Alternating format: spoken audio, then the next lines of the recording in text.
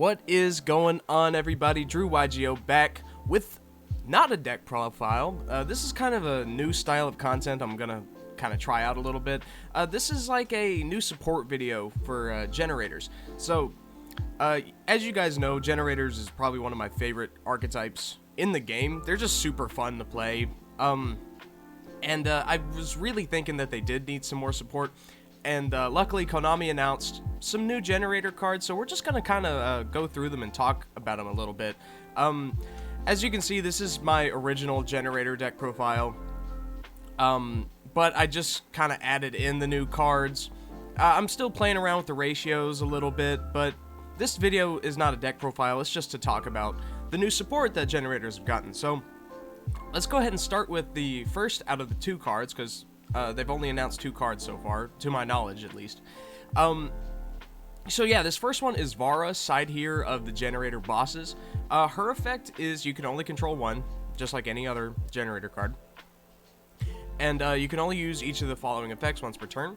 If this card is in your hand or graveyard, you can send one other generator card from your hand to the graveyard, special summon this card but banish it when it leaves the field. If this card is special summoned, you can special summon one generator from your hand or graveyard, except this card. So, this card is super interesting because let's say you have a generator in your hand that you're only running one of, that you can't really summon because it's not in the deck, because generator boss stage only summons from the deck, not from the hand.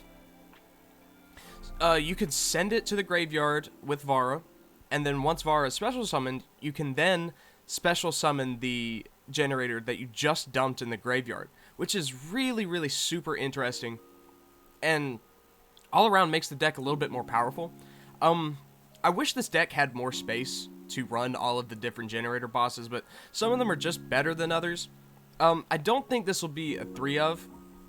Actually, it could actually be a 3 of, so you could drop the Droll and Lockbird and then add a third copy of this, or what have you. You could even drop generator boss room, because boss room's okay, right? Next up on the list of cards, we have an extra deck monster. So this is Lavatine, generator boss of shadows. It's an Xyz monster. It's rank 9, obviously. It requires 2+ level 9 monsters, so at least 2. You can only control one. Yeah. All monsters your opponent controls lose 1,000 attack and defense. That's pretty cool, right?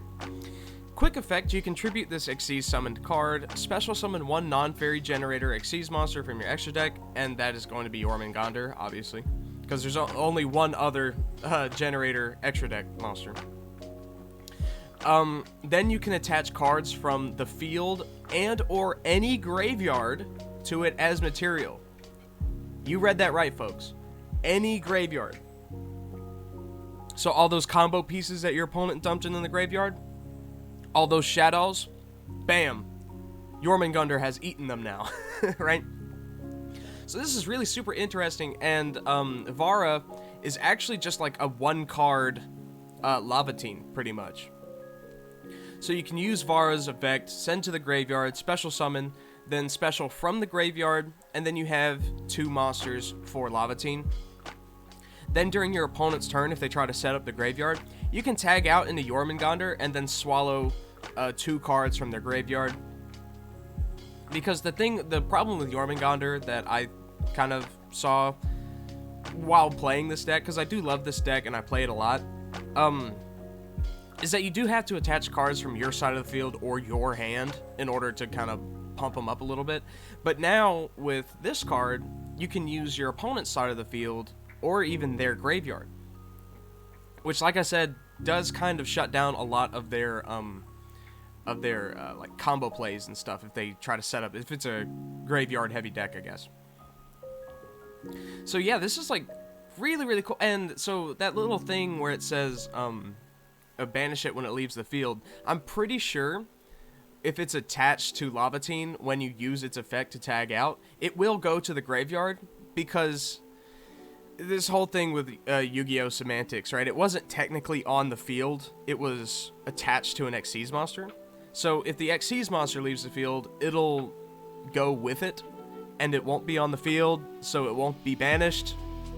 So it's kind of incentivizing you to use it for your Lavatine, and even in the background you can kind of see Jormungandr. If you can see my mouse, you can like see the little dragon scales. So that's pretty cool. I mean, like, that's kind of exactly what the deck needed, in my opinion, right? Just a way to, another way other than Generator Boss Quest to, here, let me turn down my music a little bit. Just another way other than Generator Boss Quest to reset your generators that are in your hand. Because if you open up with 2 Har, right, which is like your negate, right? It's kind of like you can't really summon them until you get Generator Boss Quest in the hand. So, all around, thank you, Konami. This is brilliant. Like, this is a really good card. And even this is like a super good card because it gives you that 1,000 attack and defense loss, which might not come up a lot, right? Like, the only way this would be really good is if there was a 3,000 attack monster out on the field. Then you could swing over it. Thankfully, a lot of boss monsters in Yu-Gi-Oh! Are 3,000 attack. But, yeah, drop a comment down below. What do you guys think about these new cards? I know this is kind of a really casual style of video. This isn't my normal style of content. But I just really wanted to talk about it because I do love generators a lot. They're one of my favorite decks to play. I do have a generator deck in real life that I like to play in my local game shops. So, yeah, let me know what you guys think in the comments. Is this good? Is it bad? Let me know what you think. And this has been Drew Yugioh. Until next time.